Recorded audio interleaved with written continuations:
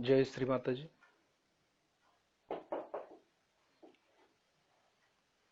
सामूहिकतेमध्ये बंधन घेऊया.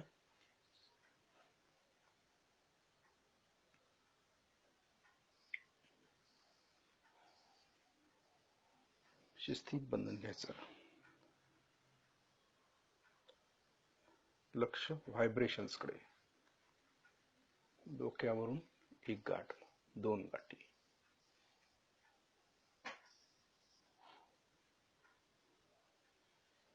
ही शक्ती उचलताना आपण पूर्ण भक्तीनं आणि पूर्ण श्रद्धेनं ही कुंडलिनी वर उचलायची आपल्याला. 3 गाठी मारून फिक्स करायची वरती. असं हात उचलल्याबरोबर कुंडलिनी वर आली पाहिजे, स्वतःची पण आणि दुसऱ्याची देखील. ते भक्तीनं होऊ शकते. कवच. डावीकडून डोक्यावरून हात उजवीकडे, उजवीकडून डोक्यावरून डावीकडे. शिस्तीत घ्यायचं कवच. शिवलिंगासारखं आहे कवच म्हणजे. आणि त्या शिवलिंगामध्ये आपण सुरक्षित आहे. शिवांचा वरदहस्त आपल्या हात डोक्यावरती आहे, म्हणून आपण त्याच्या आत सुरक्षित राहायचं. शिव कवच म्हणायचं त्याला.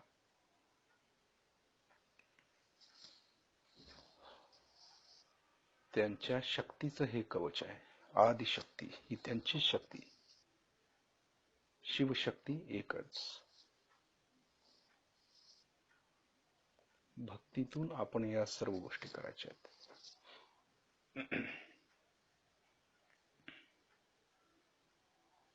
त्यानंतर आपले दोन्ही हात श्रीमातांच्याकडे. आपण श्रीमातांना पाहायचंय.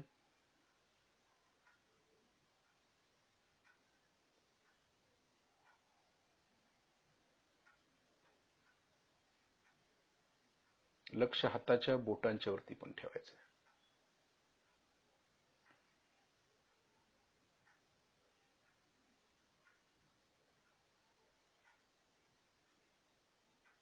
लक्ष परमचैतन्यावरती बघायचंय, श्रीमातांच्याकडे. अगदी भक्तिभावानं पाहायचंय. श्रीमाताजी आपल्याला सर्व शक्त्या प्रदान करतायत चैतन्याच्या रूपात. ते आपण ग्रहण करायचे आहेत. ते ज्ञान आपण ग्रहण करायचं आहे. हे ज्ञान श्रीमातांचं घेत असताना आपल्याला देखील आपल्या सर्व चक्रांची माहिती असणं आवश्यक आहे. आपल्या कुठल्या बोटावर कुठलं चक्र आहे हे समजलं पाहिजे. कारण श्रीमाताजी ज्यावेळी चैतन्य देतात त्यावेळेला कुठल्या बोटाला गरम होतं, कुठं चुरचुरतं, टोचल्यासारखं होतं, याची जाणीव आपल्याला पाहिजे. श्रीमातांनी जे आपलं सहजयोगाचं पुस्तक आहे त्या पुस्तकामध्ये संपूर्ण माहिती आहे. कुठल्या बोटावर कुठलं चक्र आहे, ते चुरचुरल्यानंतर, ते बिघडल्यानंतर त्याची कारण काय, बिघडायची कारण, ठीक कशी करायची, याचं सगळं वर्णन आहे त्यामध्ये. आपण ते पुस्तक घेऊन रोज वाचन केलं पाहिजे. त्याचे ज्ञान घेतलं पाहिजे. हातावरची बोट कुठले, बोटावरती कुठली चक्र आहेत, पायावर जी बोट आहेत त्याच्यावर कुठली चक्र आहेत, संपूर्ण बॉडीवरती पण चक्र आहेत, त्याचंही नॉलेज श्रीमातांनी आपल्याला दिलेलं आहे. ते आपण पुस्तकातून घ्यायचं आहे सर्वांनी. कारण इथून पुढचं जे नॉलेज आहे श्रीमाताजी देत आहेत ते पूर्णपणे आपल्याला आपल्या शरीरामध्ये कुठली चक्र कशी आहेत याचं माहिती असणं आवश्यक आहे सर्वांना. त्यासाठी सहजयोगाचं पुस्तक आपण वाचायचं आहे. नुसतंच आणून ठेवायचं नाही घरामध्ये, तर आपण ते वाचलं पाहिजे. चैतन्य लहरी आहेत त्या देखील आपण वाचल्या पाहिजेत. त्याचं नॉलेज आपण घेतलं पाहिजे. जे श्रीमातांनी वेळोवेळी आपल्याला सांगितलेलं आहे ते देखील आपण आत्मसात केलं पाहिजे. तर सुरुवातीला आपण सहजयोगाचं परिपूर्ण ज्ञान होण्यासाठी आपल्या बोटावरती कुठली चक्र आहेत, पायावरती कुठली चक्र आहेत, बॉडीवरती कुठे चक्र आहेत, ती संपूर्ण नॉलेज आपण घ्यायला सुरुवात करायची आहे. पण उद्यापासून सहजयोगाचं पुस्तक घ्यायचं आहे आणि ते वाचन करून समजून घ्यायचं आहे आपल्याला. आणि त्यानंतर ज्यावेळी आपण श्रीमातांच्या समोर बसतो, जे चैतन्य येतं आपल्याला, आणि त्या चैतन्यावरून आपण लक्षात घ्यायचं की आपल्याला हे बोट चुरचुरतंय, तर का चुरचुरतंय हे बघायसाठी आपण ते पुस्तक काढायचं, बघायचं, ती बिघडण्याची कारणं वाचायची, त्यामध्ये आपण कुठं बसतो हे पाहायचं. हे अत्यंत महत्वाचं आहे. हे प्रत्येक साधकाला याचं नॉलेज असणं गरजेचं आहे. यालाच निर्मल विद्या म्हणतात. जे श्रीमातांनी शक्ती दिलेली आहे, परंतु आपल्याला समजेना झाले की काय झालेलं आहे. आपल्याला ही शक्ती आली म्हणजे नेमकं काय झालं हे कळत नाही. त्यासाठी हे जनरल नॉलेज जे आहे, निर्मल विद्या, शुद्ध विद्या, तर हे आपल्याला असणं आवश्यक आहे. त्यासाठी आपण प्रत्येकाजवळ ते पुस्तक असणं आवश्यक आहे आणि त्याचं नॉलेज आपण आता इथनं पुढे घ्यायचंय, रोज वाचायचंय. ते आपलं लक्ष श्रीमातांच्याकडे बघायचंय. श्रीमातांना लक्ष हाताच्या बोटांच्या वरती पण ठेवायचं. अगदी सूक्ष्मामध्ये असतं हे चैतन्य, खूप सूक्ष्म आहे ते. म्हणून आपण सूक्ष्म झालं पाहिजे, सूक्ष्मतेकडे उतरलं पाहिजे. अगदी बोटावरती कुठं जरी सेन्सेशन आलं तरी कळलं पाहिजे की हा प्रॉब्लेम आला, लगेच तो दूर करायचा. आपण मीच माझा गुरु आहे याचा अर्थ काय की मीच मला गायडन्स करणार, मीच माझा गुरु आहे, मला अन्य कोणी गुरु नाही आहे. श्रीमाताजी आणि तुम्ही. श्रीमाताजी चैतन्य देतायत, तुम्ही घेताय आणि ते नॉलेज आपल्याला पण पाहिजे. किंवा श्रीमाताजी सांगू इच्छित आहेत किंवा हे चक्रावरती प्रॉब्लेम आहे तू काढ, असं श्रीमाताजी सांगतायत, तर ते समजलं पाहिजे आपल्याला. म्हणून आपल्याला माहिती पाहिजे सहयोगाची. बोटांच्या वरची, पायावरची चुरचुरणं म्हणजे काय, टोचणं म्हणजे काय, गरम होणं म्हणजे काय, एका वेळेला आपल्याला किती बोट लागतात, त्याच्यावरून तो अभ्यास आहे सगळा. तो हळूहळू आपण घेतला पाहिजे. त्यासाठी आपण सर्वांनी ही तपश्चर्या करायची. सहजयोगाचं खरं खुरं नॉलेज आपल्याला आलं पाहिजे. आता हळूहळू आपले डोळे बंद करायचे, लक्ष हाताच्या बोटांच्या वरतीच ठेवायचं आहे. साकारातून निराकार मध्ये आपल्या दोन्ही हाताच्या बोटामधून जे चैतन्य श्री माताजी देत आहेत ते आपण ओढून घ्यायचंय, खेचून घ्यायचंय.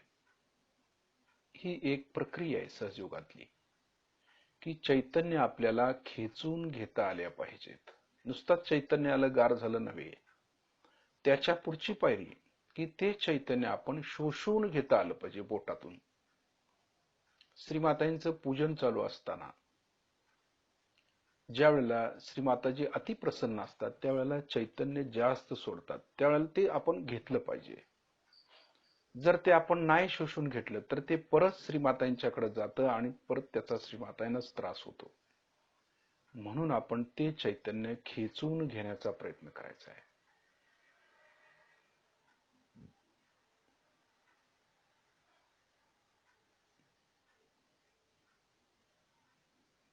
लक्ष दोन्ही हातांच्या बोटांच्या वरती.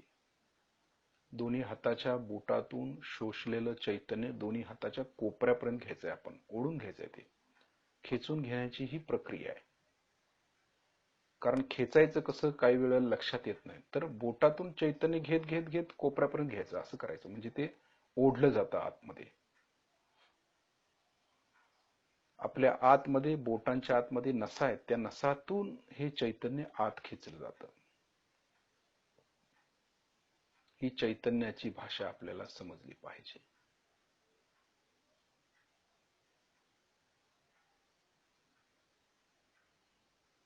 परिपूर्ण नॉलेज, ज्याला निर्मल विद्या म्हणतो, शुद्ध विद्या, चैतन्याची भाषा ही समजली पाहिजे. जी श्रीमाताने समजावून सांगायचंय आपल्याला, ते नॉलेज आपल्याला आलं पाहिजे.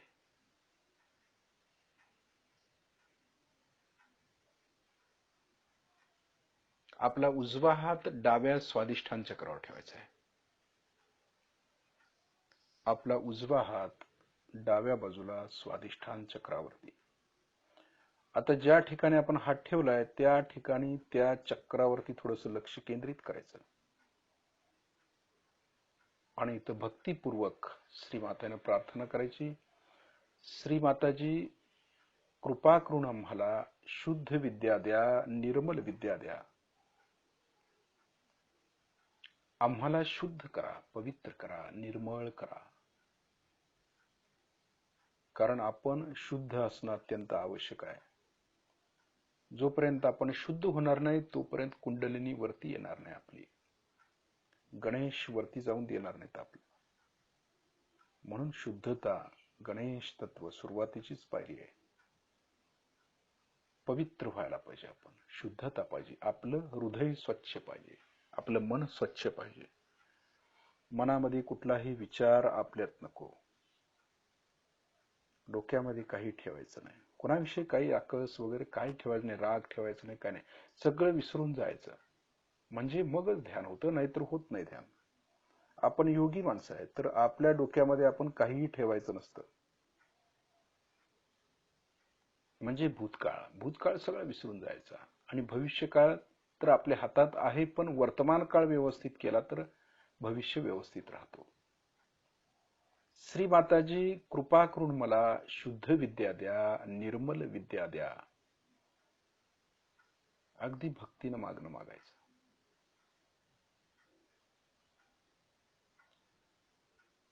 लेफ्ट स्वादिष्ठान म्हणजे डाव्या बाजूचे अंगठा आहे तो लेफ्ट स्वादिष्ठानचा आहे.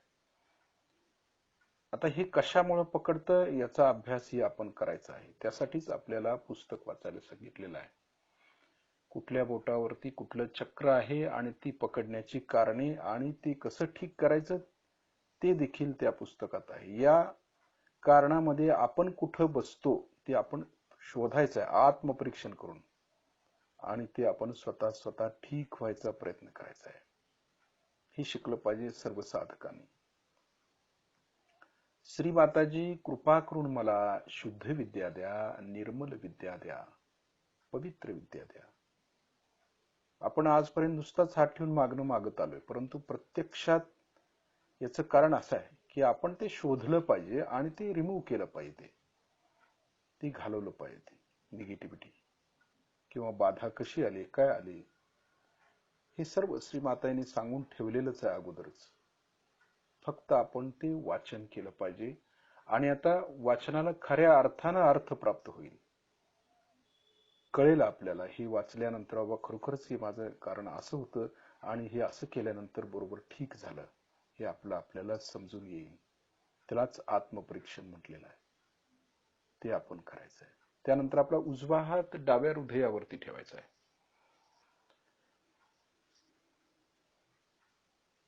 इथं म्हणायचंय, श्री माताजी आपल्या परम कृपेत मी शुद्ध आत्मा आहे, पवित्र आत्मा आहे. Holy ghost.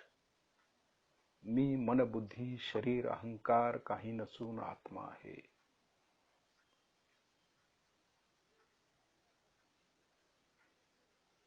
लक्ष आपल्या आत्म्याकडे वळवायचं. आता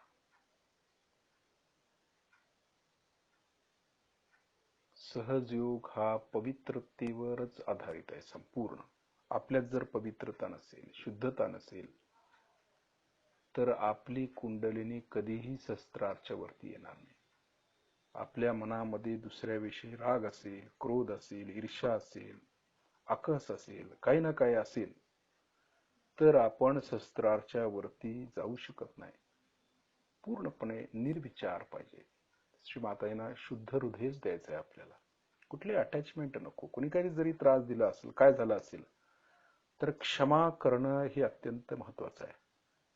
क्षमा केली पाहिजे. शिवांचं तत्व आपल्याला श्रीमातांनी दिलेलं आहे. तर शिवांचं तत्व हे आहे की क्षमा करणं. आपल्याला दुसऱ्याला क्षमा करता आली पाहिजे. येशू ख्रिस्ताने देखील ज्यावेळी क्रुसावर चढवलं होते ना, त्यावेळेला त्यांनी सर्वांना क्षमा केली. आपण तर काय सर्वसामान्य योगी, आपण देखील क्षमा करायची सर्वांना. आपण जर क्षमा नाही केली तर आपण परमेश्वराच्या राज्यात जाऊ शकत नाही. आत्मसाक्षात्कार परिपूर्ण होऊ शकत नाही आपला. म्हणून आपलं डोकं आपण कायम मोकळं ठेवायचं. 24 तास डोकं मोकळं ठेवायचा प्रयत्न करायचा आहे. श्री माताजी आपल्या परम कृपेत मी शुद्ध आत्मा आहे. मग म्हणायला काय हरकत नाही. शुद्ध झालो आपण, पवित्र झालो, निर्मळ झालो. निर्मळ गंगेसारखं. गंगा म्हणत नाही की ह्याच व्यक्तीनं स्नान केलं पाहिजे, त्याच व्यक्तीने, ती सगळ्यांना धुवून काढते. तसं हे चैतन्य सर्वांच्यासाठी आहे. आपलं हृदय, त्यामध्ये जो सागर आहे, हृदय सागर म्हणतो त्याला, या सागरामध्ये संपूर्ण धुवून काढायचं, सगळं स्वच्छ करायचं हृदय आपलं, विशाल करायचं हृदय आपलं. त्यामध्ये सर्वांना सामावून घेता आलं पाहिजे आपल्याला. एवढं मोठं विशाल हृदय पाहिजे आपलं. मगच त्या हृदयामध्ये परमेश्वराचं प्रतिबिंब दिसेल आपल्याला. नाहीतर संकुचित हृदय असेल आपल्याला तर परमेश्वराची कशी प्राप्ती होणार? परमेश्वर देखील मग आपल्या बाबतीत खेळ करतो. आपण खेळ केला की तोही खेळ करतो. म्हणून आपण शुद्धतेनंच वागायचं. आपला उजवा हात मागील आज्ञाचक्रावर ठेवायचा आहे, मान थोडीशी वर करायची.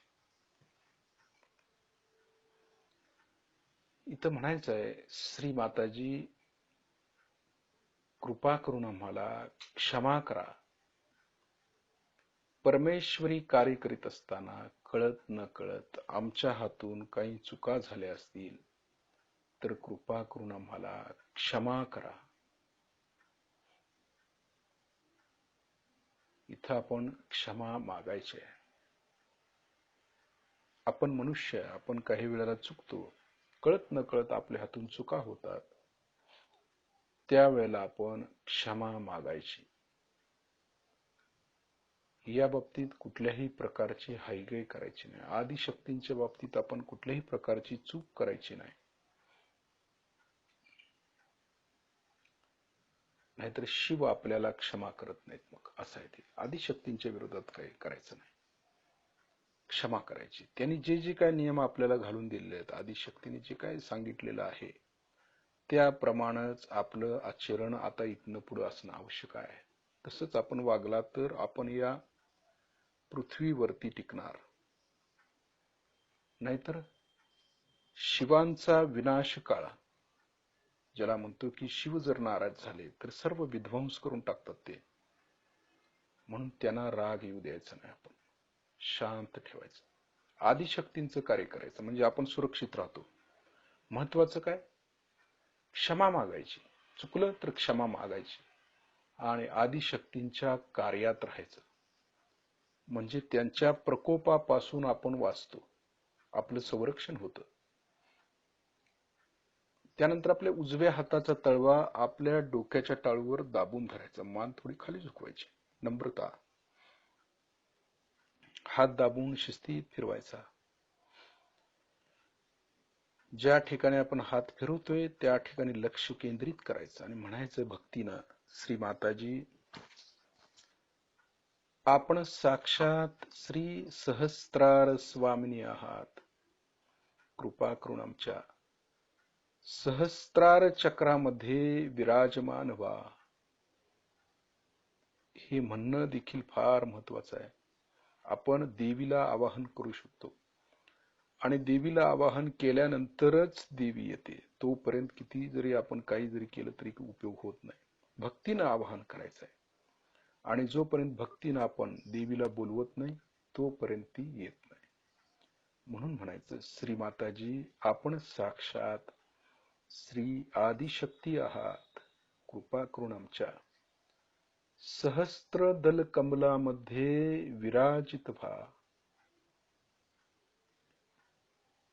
समर्पण भावनेतनं म्हणायचं आहे, भक्तीनं म्हणायचं आहे. आपल्या हृदयातून कारुण्य भाव निर्माण झाला पाहिजे, करुणा, प्रेम, आणि त्यातून हे शब्द उच्चारायचे आहेत आपल्याला. मगच ते कार्य करतं. हात किंचित वर उचलायचा आहे, 7-8 इंच वर. पुढे मागे गोल फिरून बघायचं आहे आपल्याला. टाळूतून आपल्याला जाणवतं का आपली कुंडलिनी शस्त्रार्थ भेदन करून वर आली का पाहायची. हात खाली घेऊया, बघूया आपली कुंडलिनी शस्त्रार्थ भेदन करून वर आली का.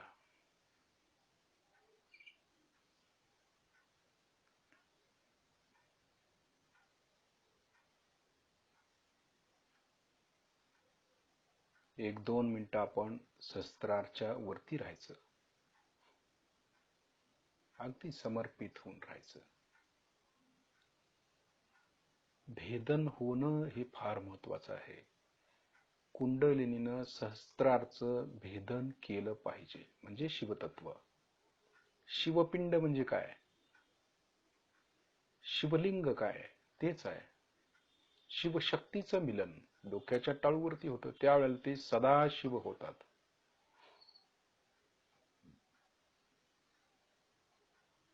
एक दोन मिनिटं आपण त्या स्थितीमध्ये राहायचंय.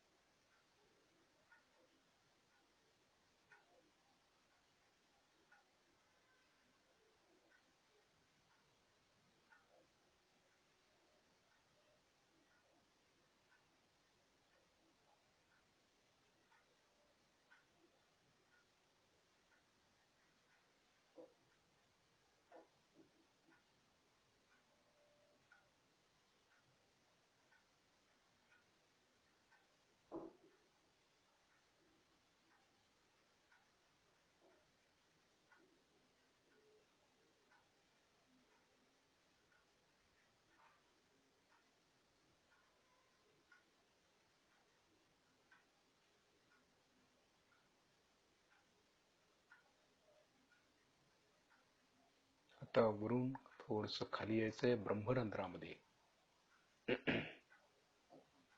ब्रह्मरंध्रात यायचं. लक्ष ब्रह्मरंध्रात पण असणं आवश्यक आहे.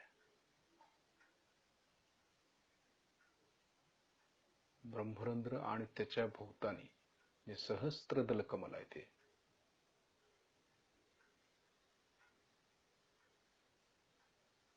आपल्या कुंडलिनीचे किती धागे वर आले ते तिथं समजतं आपल्याला. ज्या वेळेला आपली कुंडलिनी जागृत होते त्यावेळेला एखाद दुसरा धागा वर आलेला असतो. बाकीचे धागे आपण आपल्या तपश्चर्येनं वर आणायचे. ते कसे आणायचे मग, हे महत्वाचं आहे. म्हणून सहस्त्रारमध्ये ब्रह्मरंध्रात लक्ष ठेवायचं.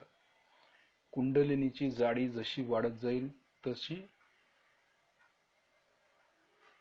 धागे देखील वरती येत जातील हळूहळू. म्हणून लक्ष ठेवायचं आहे तिथे.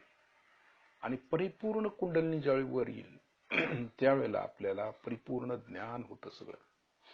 ही स्थिती आपल्याला प्राप्त करायची असते. ब्रह्मरंध्र आणि त्याच्या भोवतानी लक्ष ठेवायचं.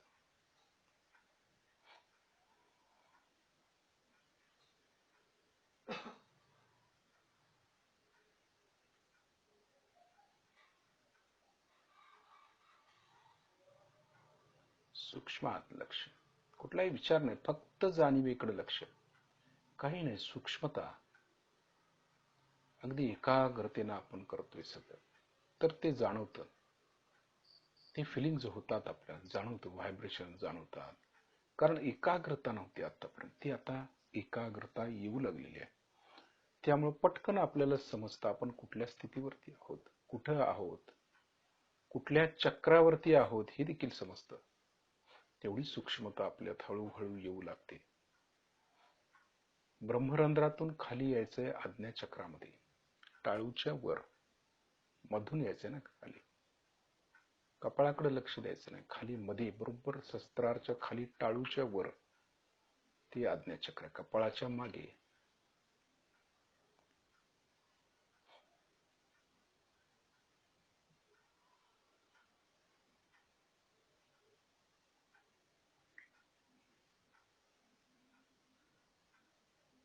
वरून खाली लक्ष, आज्ञा, आज्ञेतून विशुद्धीपर्यंत यायचं खाली.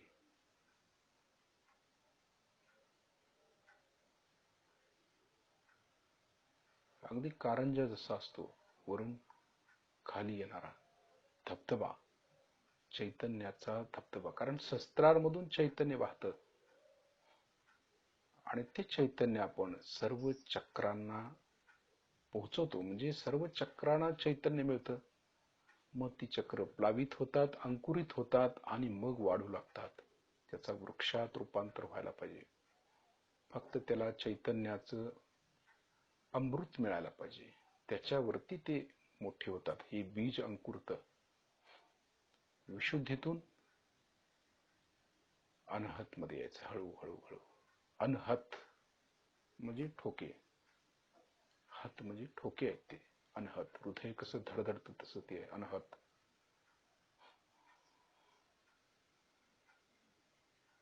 शिस्तीत यायचं. दुर्गा माता, श्री माताजी, आपण साक्षात श्री दुर्गा माता आहात. श्री माताजी, आपण साक्षात श्री भवानी माता आहात. आपलं हृदय पूर्णपणे स्वच्छ ठेवायचे, निर्भयता ठेवायची.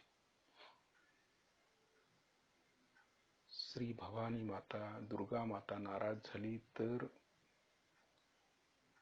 आपलं हृदय पकडू शकतं. आज समाजामध्ये हीच स्थिती आहे. हृदयावरती पकड जास्त आहे. भीती व्हायरसपेक्षा घाबरून माणसाला त्रास जास्त व्हायला लागलेला आहे. घाबरणं म्हणजे हृदय, हृदय पकडलं म्हणजे शिव नाराज झाले आणि आदिशक्ती देखील जी दुर्गा माता आहे ती देखील नाराज झाली तर ह्या घटना घडू शकतात. म्हणून आपण आपल्या आईची पण क्षमा मागायची, दुर्गा मातेची पण क्षमा मागायची. मनुष्य चुका करतो, परंतु परमेश्वराच्या बाबतीत जर त्यानं चूक केली तर शिव नाराज होणारच. म्हणूनच आज हार्ट वरती आपल्या परिणाम जास्त होतो. दोन्ही हार्ट पकडले की मध्य हार्ट पकडतं. फुफ्फुस देखील आपली याच्यावरतीच आहेत. म्हणून अटॅक हार्ट वरती आणि फुफ्फुसावरती जास्त आहे. म्हणून काळजी घ्यायची. ती देवता आपण सतत जागृत ठेवायची. जगदंबा, जगदंबेचं स्थान आहे. निर्भयता द्यावी, त्यांची क्षमा मागायची. काही चूक झाली असेल तर क्षमा मागितली पाहिजे आईची आपल्या. आपण सहयोग व्यवस्थित करायचा. इथून पुढचा काळ थोडासा कठीण आहे, परंतु आपण सहयोगी आहोत. आपण आईच्या संरक्षणामध्ये आहोत, हे कायम पक्क लक्षात ठेवायचं. पण तसे सहयोगी पण बनलो पाहिजे आपण. जसं श्रीमाताईनं पाहिजे तसे सहयोगी जर आपण घडत असू तर आपल्याला संरक्षण मिळतं. अन्यथा सहयोग्यांची पण गय होत नाही. तिथे शिव ते बघणार नाहीत मग. कारण तुम्ही सहयोग तर करता, परंतु दिसताना वरून सहयोगी आहे हे दिसतं, परंतु आतमध्ये आपण जर वेगळंच असू तर मात्र आपली क्षमा नाही. म्हणून आपण आतून बाहेरून पक्के सहयोगी व्हायचा प्रयत्न करायचा. आपल्या आईला आपण कायम प्रसन्न ठेवायचं. त्या शिवांना देखील प्रसन्न ठेवायचं आहे. त्यांचा क्रोध शांत होईल हे बघितलं पाहिजे आपल्याला. नाहीतर सहयोग्यांची पण गय केली जाणार नाही.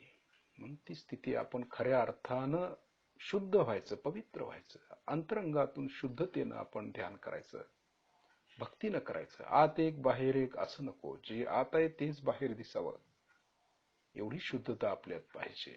म्हणूनच हृदयापासून सहयोग करायचा, भक्ती करायची. हृदयातून आपण खाली वरून खाली नाभीपर्यंत यायचं आहे. धर्म, खऱ्या अर्थानं धार्मिक धर्म, विश्व निर्मल धर्म नाभीमध्ये आहे. सर्व धर्माचा आदर, नाभीचक्र. खऱ्या अर्थानं आपण विश्व निर्मल धर्मीय आहोत. सर्व जगासाठी कार्य करतो, सर्व जगासाठी प्रार्थना करतो. स्वार्थासाठी नाही, सर्व जगासाठी. त्याच वेळेला आपलं हे तत्व जागृत होतं. निर्मल धर्म, जागृत होतो आपल्या आतमध्ये. वरून खाली लक्ष नाभी चक्रापर्यंत यायचंय आपल्याला.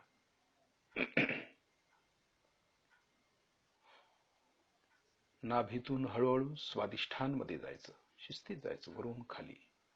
चैतन्य प्रवाहित होतं आणि त्याला प्रवाहित होऊ द्यायचं आहे आपल्याला. हे चैतन्य त्या चक्रापर्यंत जाऊन ते चक्र ठीक करतं आपलं.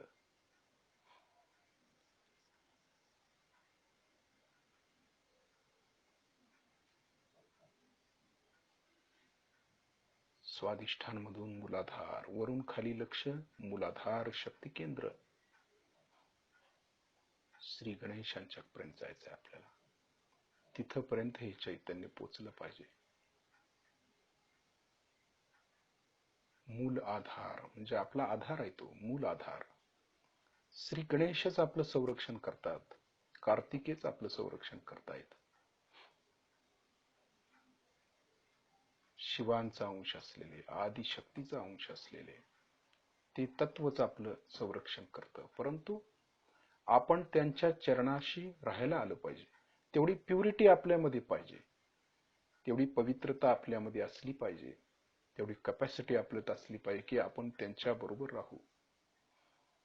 कारण हेच पुढे जाऊन एकादश शूद्र होतात आणि एकादश शूद्रांच्या बरोबर राहायची ताकद आपल्यात आली पाहिजे. जर नाही आली तर ते फेकले जाऊ आपण बाहेर. काय होईल आपलं काही सांगता येत नाही. परंतु आपण पवित्रता ही मिळवली पाहिजे.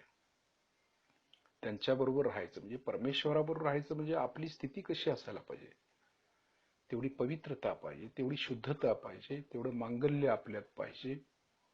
हे सर्व पाहिजे आपल्यामध्ये. आता खोटेपणा नाही चालणार सहयोगामध्ये. सत्य स्थितीवरती उभारलं पाहिजे. लक्ष गणेश तत्वावरती द्यायचं आहे आपल्याला. पूर्ण लक्ष गणेश तत्व, प्युरिटी. श्री माताजी, आपण साक्षात श्री निर्मल गणेश आहात. कृपा करून श्री गणेश स्वरूपात आमच्या मूलाधार शक्ती केंद्रावरती जागृत व्हा. श्री गणेशांच्या शिवाय आपण पुढे जाऊ शकत नाही. ते आपले वडील बंधू आहेत. कायम त्यांची भक्ती त्यामध्ये तल्लीन झालं पाहिजे आपण. कारण श्री मातांनी देखील आपल्याला सहस्त्रारमधून जन्म दिलाय गणेश स्वरूपात. जसं गणेशाने निर्माण केलं तसंच त्याने आपल्याला निर्माण केलेलं आहे. ते तत्व आपल्यामध्ये जागृत केलेलं आहे. म्हणून गणेश तत्व फार महत्वाचं आहे. आणि ती पवित्रता, ती निर्मलता, ती मांगल्य आपल्यामध्ये आलं पाहिजे. गणेश नुसतं गणेशांचं पूजन करून होत नाही, तर ते आतमध्ये सतत जागृत पाहिजेत.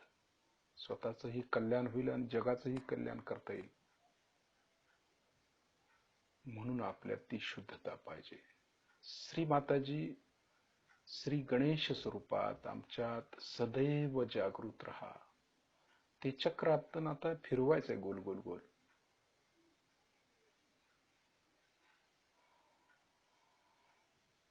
प्रत्येक साधकाला गणेश तत्व समजलं पाहिजे आणि ते जागृत झालं पाहिजे. त्यांचं चैतन्य हाताच्या बोटावरती आपण पाहू शकतो. लगेच कळतं आपल्याला लगेच की त्यांची जाणीव होती. सर्व देवी देवतांची होते, परंतु गणेश प्रसन्न असतील आपल्यावरती तर पुढील कार्य सोपं जातं. म्हणून त्यांच्याकडे लक्ष द्यायचं जास्त आपल्याला. तेच आपल्याला मार्गदर्शक, तेच सर्वांचे महागुरु आहेत. श्री गणेशजी, कृपा करून आम्हाला सहज योगाचे परिपूर्ण ज्ञान घेण्याची शक्ती द्या. तेच मातृभक्त, त्यांच्यासारखंच आपण मातृभक्त असायला पाहिजे. तरच आपल्याला ते ज्ञान, त्रिभुवनातलं ज्ञान, ब्रह्मांडातलं ज्ञान मिळेल. कायम आपण आईच्या बाजूनच पाहिजे. ते संपूर्ण देवी देवतांशी लढले, पण आईसाठी. ते गुण त्यांच्यामध्ये आहेत, तसे गुण आपल्यात पाहिजेत. काही झालं तरी श्रीमातांसाठी सर्व करू. सगळं जग विरोधात जाते, श्रीमातांना सोडायचं नाही. ते तत्व आहे, गणेश तत्व आहे ते आपल्यात जागृत होणं आवश्यक आहे. तर खऱ्या अर्थानं कुठंतरी एक एक पाऊल आपण पुढे जाऊ, त्या उच्च स्थितीला जाऊ शकतो. आपण कोणाचं ऐकायचं नाही, श्रीमाताईंचंच ऐकायचं फक्त. त्यांच्या पुढे काही सुद्धा नाहीये. मग सहयोग करण्यात अर्थ काय आहे? नाही, मग ह्याने असं सांगितलं त्यांनी तसं, त्याचा काहीही उपयोग होत नाही. आपण फक्त श्री माताजी आणि आपण बस त्यांचंच ऐकायचं, बाकी कोणाचंही ऐकायचं नाही.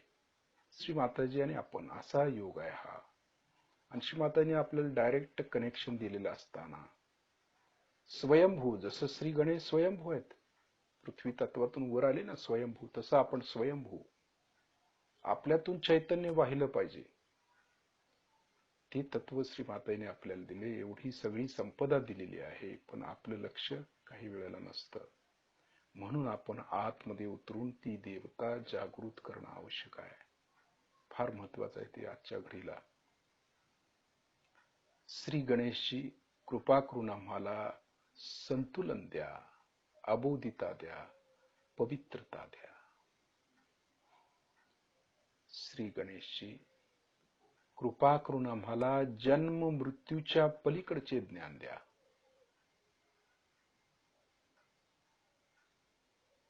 एकाग्रता द्या, सुबुद्धी द्या.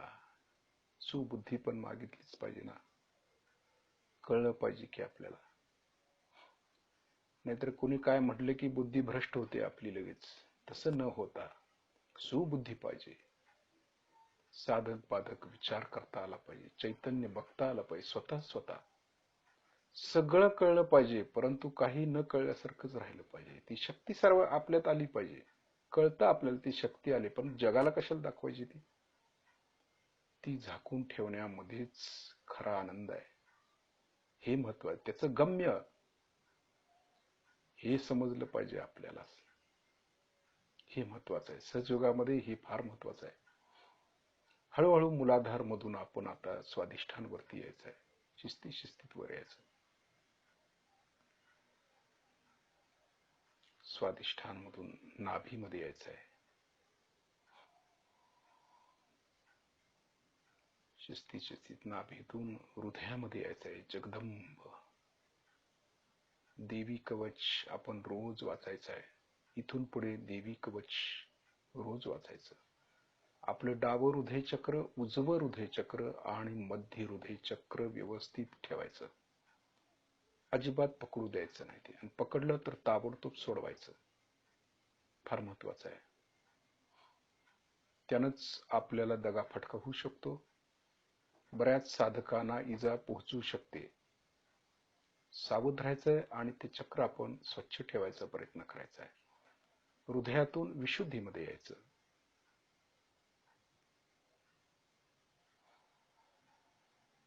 विशुद्धीतून आज्ञाचक्र, आज्ञातून शस्त्रार, आणि शस्त्रारातून वरती यायचं. थोडं हळू वर यायचं. वाटचाल आपली शिस्तीत. गणेश कशा आहेत? शिस्तीत चालतात. शिस्तीत काम आहे त्यांचं, निवांत, मुद्रा निवांत असं म्हटले ना, म्हणजे शिस्तीत कार्य आहे त्यांचं, परंतु परफेक्ट असतं ते. परफेक्शन. सहजयोग्यांचं काम पण शिस्तीत आहे, परंतु परफेक्ट झालं पाहिजे. जसं बीज टाकल्यावर लगेच वृक्ष होतो का? त्याचा होत नाही. शिस्तीत मग ते अंकुरतं, मग थोडंसं रोपटं होतं, मग हळूहळू ते वाढतं. आणि जी गोष्ट हळूहळू होते ती चिरंतन टिकते. असं गणित आहे त्याच्यामध्ये. निसर्गाला धरून कार्य करायचं आहे आपल्याला. कृत्रिमतेनं कार्य करायचं नाही. निसर्गाला धरून शिस्तीत कार्य करायचं आहे. हळूहळू वरती जायचंय. आकाश तत्वामध्ये स्थिर व्हायचंय. तिथं पूर्ण लक्ष आकाश तत्वामध्ये.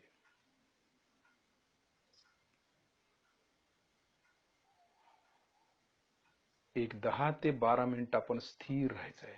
चैतन्याचा आनंद घ्यायचा आहे. शस्त्रार्च्या वरती एक 12 मिनिट.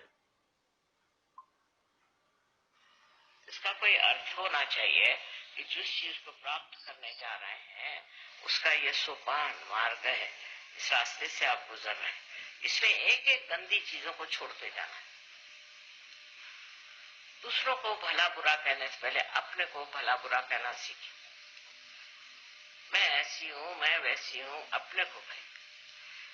जब आप अपने को कहना शुरू करेंगे तो आप देखिए कि सारे भूत भाग जाएंगे, क्योंकि ये सारे भूत हमने इकट्ठे किए हैं खुद ही सोच सोच के अपने आज्ञा से, अपनी आज्ञा बढ़ते गए, उससे भूत इकट्ठे होते गए, दिमागी जमा खर्च हो गया और आदमी बहुत क्लेशदायी, दुखदायी हो जाता और वो दुखदायी उसको भी दुखदायी करता। आप किसी को दुख देकर सुख नहीं पाते, उसका जरूर असर आना चाहिए, चाहे आप पत्थर हो, पर उसका असर आता है और उसका असर यही आता है कि आदमी बड़ा दुखी हो जाता है। ये तो एक माँ की बात है कि वो आपके सुख की बात करे, आपको जिससे सुख मिले, जिससे आपको संतोष मिले, जिससे आपको शांति मिले, जिससे आपको प्यार मिले और दुनिया में एक आप सज्जन इंसान हो जाए। एक तो माँ का तरीका है और शिव का ये तरीका है। शिव एक हद तक चलते हैं, नहीं तो ऐसा तड़ाकते हैं कि मैं घबराती रहती हूँ कि अब ये आदमी किधर निकल रहा है, अब इसका होगा क्या, ये कहाँ पहुंचेंगे, इसको क्या कर रहे हैं। उनको ये उनके अंदर ये नहीं है कि चलो भाई इनको ये बहुत खराब है, बुरे हैं तो माफ कर दें। हाँ, माफ करने योग्य हो तो माफ करते हैं, और जो उनकी बहुत तपस्या करता है उनको भी वो वरदान देते हैं। पर जो आदमी मूलतः बेसिकली जो ठीक नहीं होना चाहता उसको वो ठीक कर देते, ये बात सही है।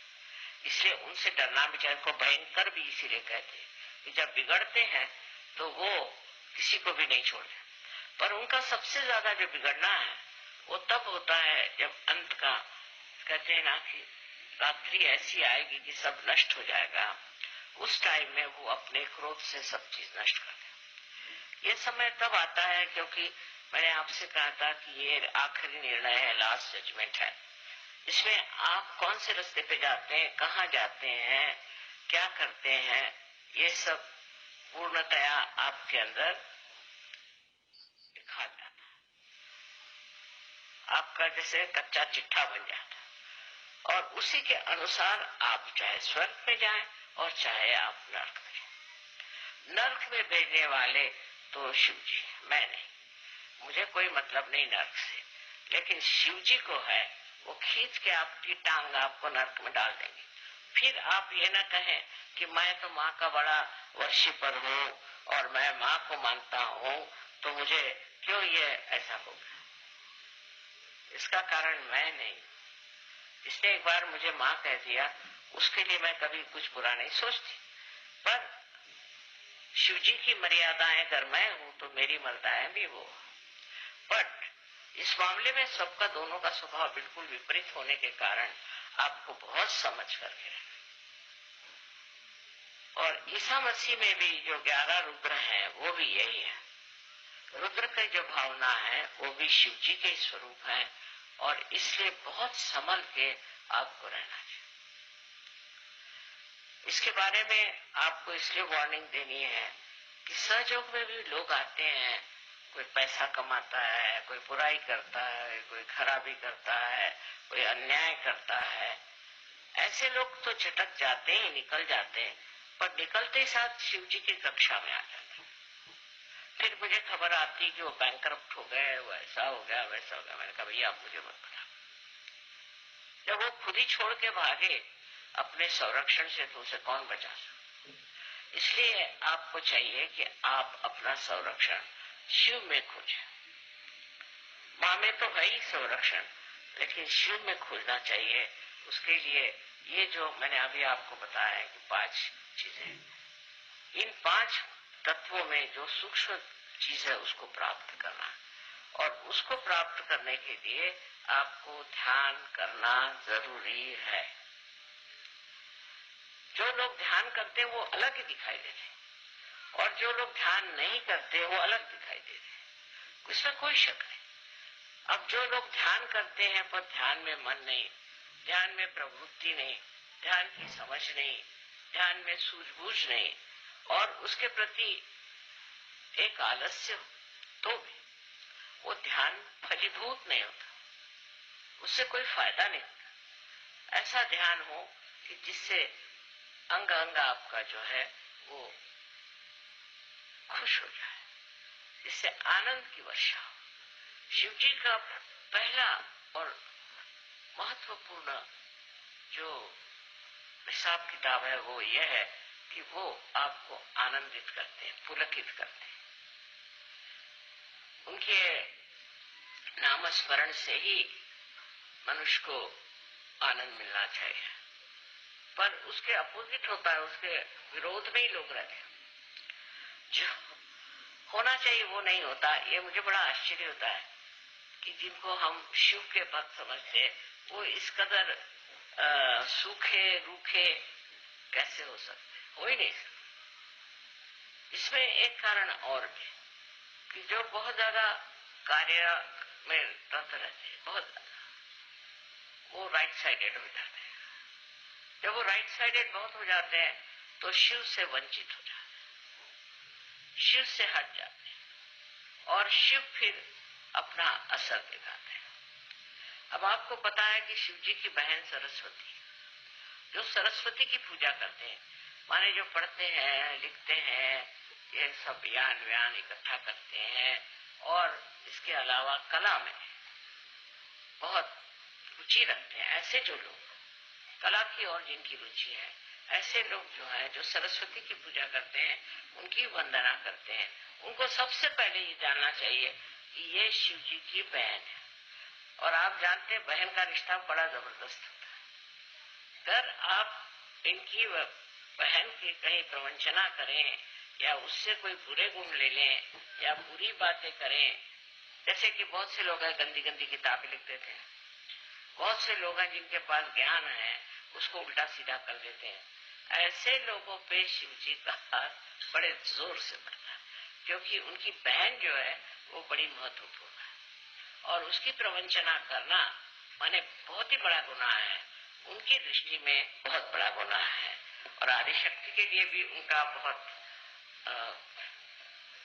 कड़क नियम है, इसमें कोई शक नहीं। जरा इसको एक में निकल रहा है। अब जो सहयोगी हैं उनको सबसे पहले अपनी ओर ध्यान देना। मेरा मतलब नहीं कि शीशे के सामने घंटों बैठे रही, बिल्कुल भी नहीं। शीशे के सामने बहुत बैठना भी एक बीमारी मानी जाती है, पर यह है कि आप अपनी तरफ नजर करें और अपनी तरफ नजर करके देखें कि मेरे अंदर कौन सी खराब है, मैं कौन से गलत काम करती। अपने भारतीय संस्कृति में जो कुछ बताया गया है सीधा रास्ता उसे लेना है। आजकल नया जमाना आ गया है तो लोग सोचते हैं जैसे भी रहो ठीक है, ऐसी बात नहीं। हिंदुस्तान में रहते हुए आपको भारतीय संस्कृति के अनुसार पूर्ण तैयार है। आपका सारा जीवन का क्रम भी भारतीय संस्कृति से जुटा है, क्योंकि भारतीय संस्कृति में शिव तत्व का बड़ा महत्व है। सबसे ज्यादा जो है शिव तत्व का, और शिव तत्व ने ही हमारी मर्यादाएं बनाई कि इस मर्यादा को आपने लांगा कि आप जो मर्यादाएं हमारे संस्कृति में हैं वो शिव की कृपा से, वो सारी बातें जो हमें बताई गई हैं आज तक कि ऐसे नहीं करते वैसे नहीं करते, छोटी सी लेकर बड़ी तक ये मर्यादाएं शिव ने बनाई और वो इसका इतना जबरदस्त ख्याल रखते हैं कि जैसे ही आप इस मर्यादा को लांघ जाते हैं आप पे उसका असर आता है।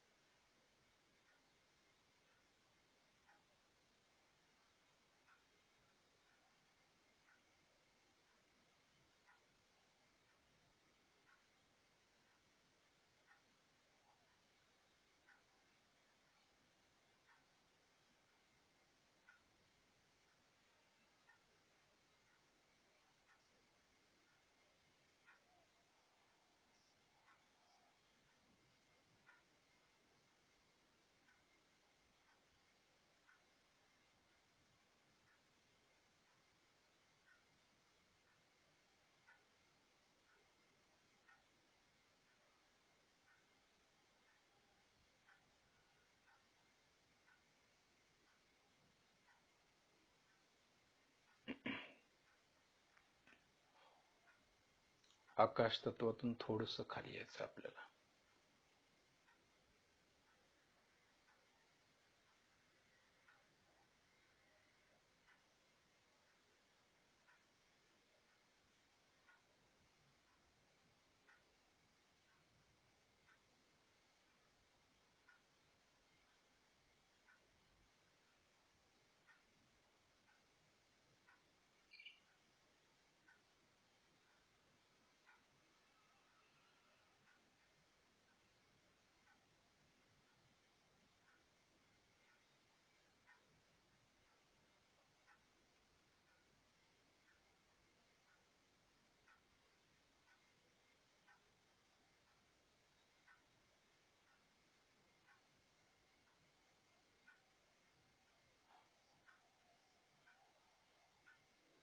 खाली येऊन आपण चैतन्याचं कवच करायचं आपल्या बॉडीच्या भोवतानी.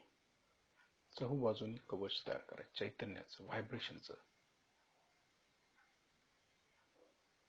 ऑरा ज्याला म्हणतो, आपली ऑरा ती स्वच्छ करायची आपल्याला. हे वलय, ऑरा म्हणजे वलय. आपल्या भोवताने जे वलय आहे 7 इंचाच्या बाहेर, शरीराच्या बॉडीच्या बाहेर 7 इंच तेवढं तिथून वलय आहे आपलं.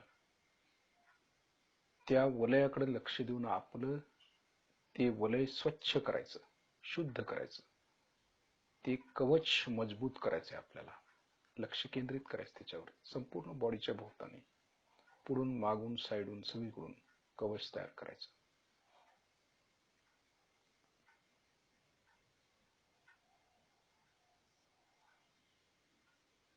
आपल्या वलयावरती पण बरंच काही अवलंबून असतं. वलय स्ट्रॉंग असेल तर कुठलीही निगेटिव्हिटी, व्हायरस आतमध्ये येऊ शकत नाही. ऑरा, ज्याला इंग्लिशमध्ये ऑरा म्हणतो, ते स्ट्रॉंग करायचं आपल्याला चैतन्यानं. चित्त द्यायचं, म्हणजे चैतन्य आपोआप पसरते तिथं आणि स्ट्रॉंग होतं ते. आजपर्यंत आपण कधी तिथं चित्त दिलं नाही, त्यामुळे ते कळलं नाही. आता चित्त द्यायचं म्हणजे समजतं, आहे ते अगोदरच विद्यमान आहे, पण आपलं लक्ष गेलं नाही. लक्ष दिलं की बरोबर होतं कार्य.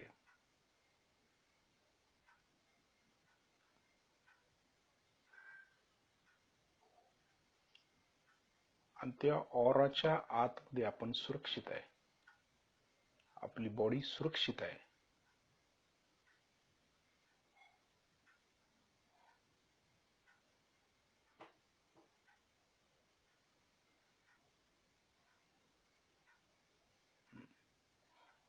पुन्हा लक्ष आपलं वरती घ्यायचं, थोडस वरती घ्यायचं, आकाश तत्वाच्या खाली किंवा वर. कुठपर्यंत सहज मध्ये जाते बघायचं. शस्त्रारच्या वर कितीपर्यंत वर जात सहज मध्ये. प्रयास करायचा नाही. आता सहज मध्ये किती वर राहू शकतं तेवढ्या वरती राहायचं.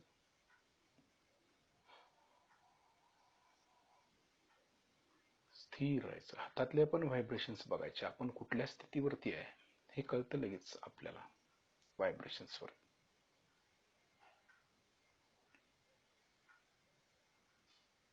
शिस्तीत आपले डोळे उघडायचे. आता श्रीमाताईनं पाहायचंय, शिस्तीत उघडायचे.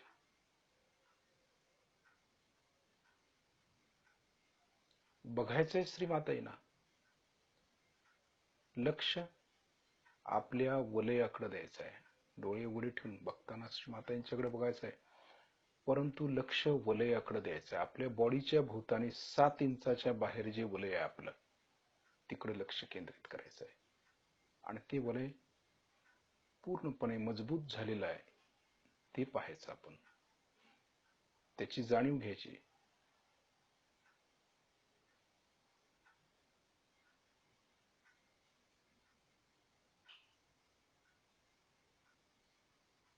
या वलयावरतीच बरंच काही अवलंबून आहे. त्याचा अभ्यास नंतर करायचा आपण.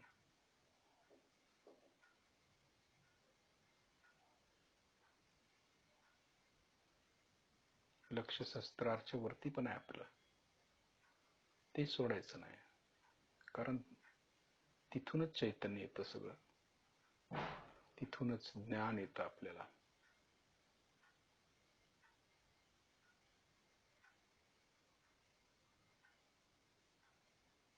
त्या वलयाच्या आत आपण सुरक्षित आहे. सुरक्षिततेची भावना पाहिजे आपल्यात.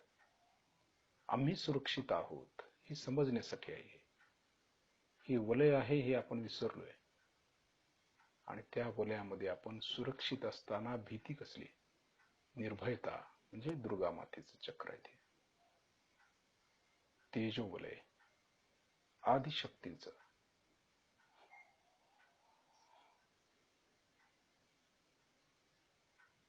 आता लक्ष वरती पण ठेवायचं, डोळे उघडे ठेवून शस्त्राच्या वर. हे कायम आपण वलयामध्ये राहायचं आहे. आपण दिवसभर वलयामध्ये राहायचा प्रयत्न करायचा आहे.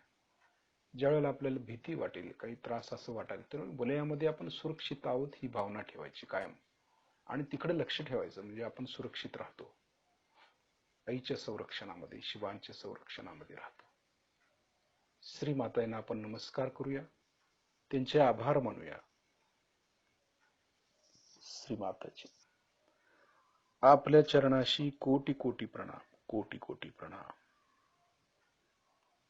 शिस्तीत आपण बंधन घेऊया.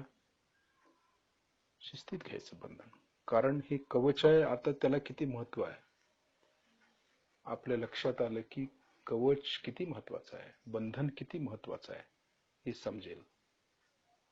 परंतु ते घेताना पण चैतन्य जाणवलं पाहिजे, तर त्याचा उपयोग.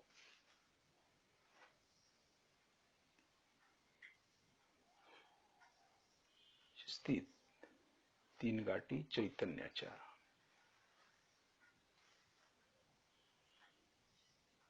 त्यानंतर कवच. डोक्यावरून उजवीकडे, उजवीकडून डोक्यावरून डावीकडे. शिस्तीत घ्यायचं.